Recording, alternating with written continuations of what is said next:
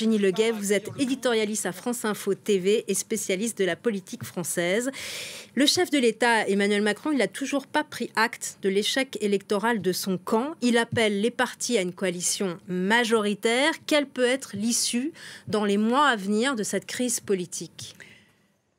Est-ce que Emmanuel Macron sera finalement contraint d'accepter un Premier ministre qui serait proposé par la coalition de gauche? Cette hypothèse n'est pas exclue, même si le nouveau Front populaire peine à lui proposer un nom. Ça fait 8 jours qu'il produit du vide et qu'il joue contre lui-même.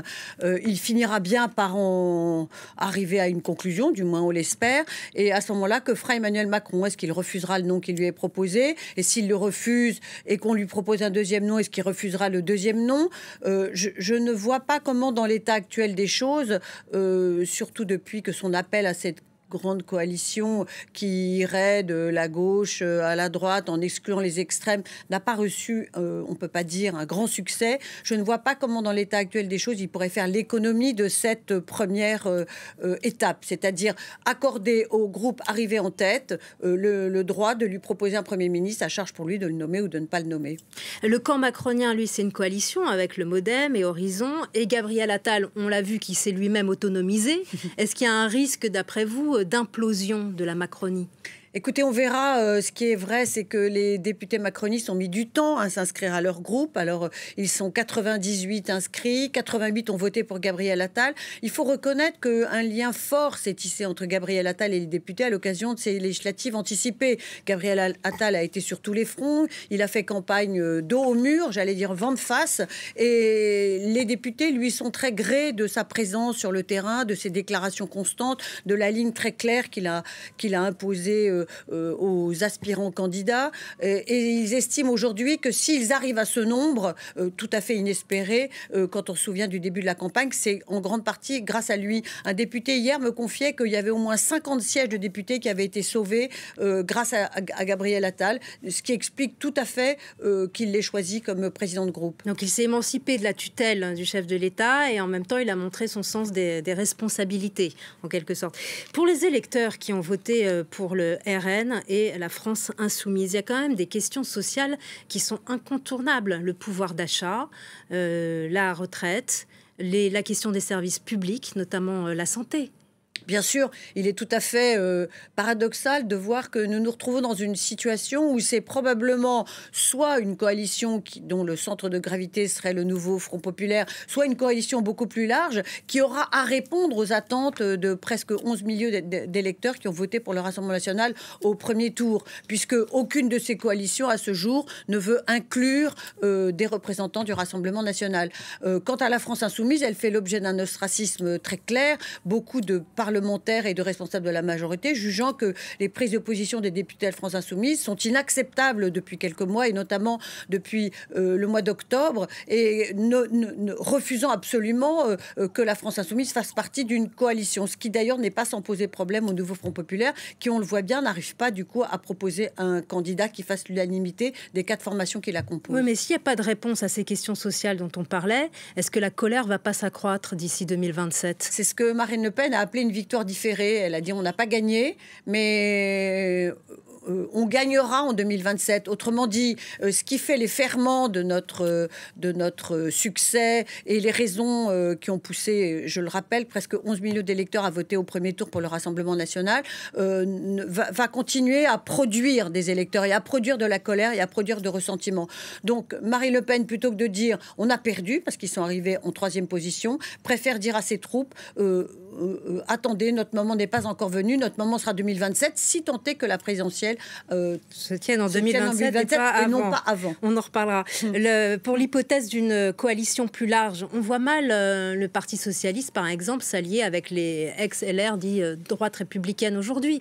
Ils ne sont pas d'accord sur la réforme des retraites, ils ne sont pas d'accord sur l'augmentation du SMIC, et Marine Le Pen pourra à nouveau dénoncer le retour de l'UMPS. Oui, le système. On voit mal cette coalition voir le jour jour, j'allais dire, dans les jours qui viennent. On voit que chacun, depuis les résultats du second tour, sont arc-boutés sur des postures, des arrière-pensées, notamment la présidentielle, et le refus de travailler ensemble. Donc, je pense, moi, qu'il va d'abord falloir que Emmanuel Macron se résolve à regarder les choses en face. La coalition de gauche, le Nouveau Front Populaire, va lui proposer un nom. Ça tarde, ça vient pas, c'est très tendu entre le Parti socialiste et la France insoumise, mais ça finira par se faire. Et là, est-ce qu'il pourra directement enjamber cette étape et proposer une coalition qui, pour l'instant, ne voit le jour d'aucun côté, chacun étant très peu disposé à travailler avec les uns et les autres. Certains disant, nous, c'est sans la France insoumise, d'autres disent, c'est sans les écolos. Donc, la première étape restera quand même, malgré tout, de respecter l'ordre d'arrivée issu du scrutin. La deuxième étape, peut-être que là, les députés, parce que c'est le centre de gravité va être à l'Assemblée nationale. Peut-être que les députés se diront, bon, ben là, il faut qu'on atterrisse, nous aussi, et il faut qu'on se rende compte qu'on ne trouvera pas de solution si on n'arrive pas à travailler ensemble. Et on voit bien déjà qu'il y a un décalage entre ce que disent les présidents de parti et ce que disent les députés eux-mêmes, qui, malgré tout, et quoi qu'on en dise, ont l'habitude de travailler ensemble dans les commissions et à l'Assemblée nationale. Je rappelle que depuis 2022 jusqu'à 2024, c'est-à-dire il y avait déjà une majorité relative, il y a malgré tout 66 textes législatifs qui ont été adoptés. Et pour ça, il a bien fallu trouver des majorités et donc des coalitions qui ne disaient pas son nom à l'époque. À gauche, le nom d'Huguette Bello, une femme à la tête d'une région, et pas n'importe laquelle, qui plus est, La Réunion. Elle pourrait faire consensus Alors, Huguette Bello a sur le papier beaucoup de qualités. Elle a une très grande expérience parlementaire. Elle a été députée 23 ans. Elle est extrêmement charismatique. C'est une très bonne oratrice. Elle a pour elle, et on voit bien que d'ailleurs jusqu'à maintenant le Parti socialiste ne l'adoube pas, elle a pour elle d'être très proche de Jean-Luc Mélenchon. Elle était sur sa liste aux européennes. D'une certaine façon, on entend dans les rangs du Parti socialiste dire, bon, ben, c'est un cheval de Troie. Jean-Luc Mélenchon a compris qu'il ne pouvait pas briguer Matignon, ni lui, ni ses proches, que c'était une ligne rouge. Et donc, il envoie une de ses proches et il espère qu'on n'y verra que du feu. Mais Huguette Bello, pour l'instant, ne fait pas l'unanimité. C'est peut-être un leurre, d'ailleurs. Les socialistes s'en tiennent à leur candidat Olivier Faure. Et pour l'instant, personne n'en démord. Alors, le Conseil national du Parti socialiste, qui se tenait ce matin, a certainement évoqué toutes ces questions-là. Et on verra si ça a permis d'activer un peu les négociations qui pour l'instant sont très longues entre les différentes formations du Nouveau Front Populaire. Mais du coup, ça augure mal de la solidité de leur unité au Nouveau Front Populaire.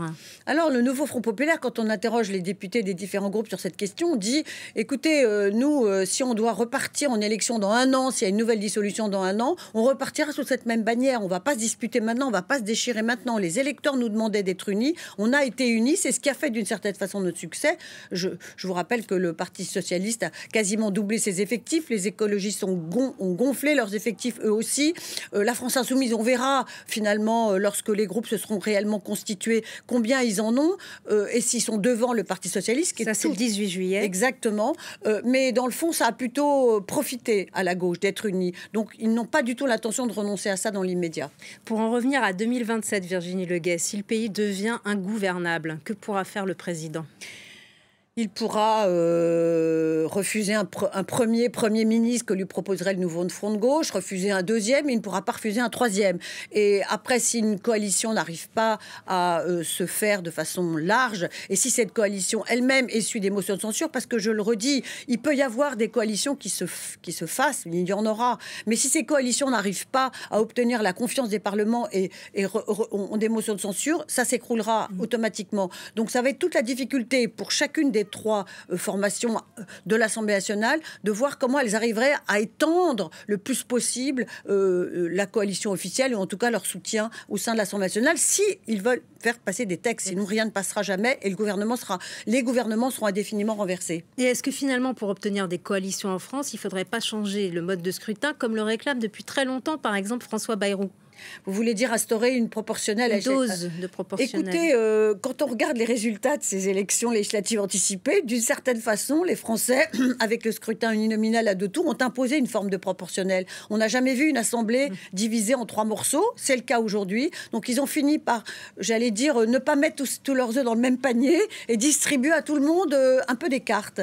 Et à charge pour tous ceux qui ont les cartes d'arriver à savoir s'ils vont arriver à jouer ensemble. Dernière question, est-ce que plus fondamentalement, la Cinquième République, qui est un régime hybride, ni présidentiel totalement, ni totalement parlementaire, est-ce qu'elle n'est pas à bout de souffle, comme le dit par exemple le maire de Marseille, Benoît Payan? Jusqu'à présent, la Cinquième République fait, je trouve, preuve de beaucoup de résistance. Souvenez-vous, lors de la première cohabitation, tout le monde disait que ça allait être impossible, infernal, et que les institutions ne s'en remettraient pas. Ça s'est non seulement très bien passé, mais les Français l'ont plébiscité. Et quand il y a eu d'autres cohabitations, parce qu'il y en a eu 3 jusqu'à celle-ci, les Français trouvaient ça formidable d'avoir un président d'une couleur et une assemblée d'une autre. Depuis, c'est inversé. L'élection législative est après l'élection présidentielle. Il y a eu une inversion du quinquennat. On est passé du septennat au quinquennat. Vous avez tout à fait raison de le dire. Moi, ce que je note, c'est que ceux qui réclament une 6e République, notamment la France insoumise, aujourd'hui s'accrochent à cette 5e République et essayent d'en tirer tous les avantages et tous j'allais dire, le suc de son installation. Donc, je ne suis pas sûre qu'on se dirige vers une 6e République pour l'instant. Ou une autre, en tout cas. C'est pas forcément une 6e. Merci beaucoup, Virginie Leguet, d'avoir été avec nous.